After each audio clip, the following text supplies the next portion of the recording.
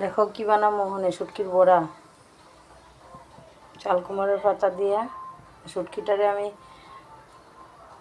বাইটটা মরিচ বাটা রসুন বাটা বাইটটা রাখছি। এখন কড়ার মধ্যে তেল দিছি, এটা ভাজামো একটুখানি।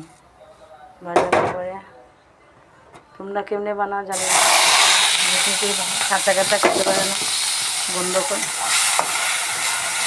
দিয়ে দিলাম।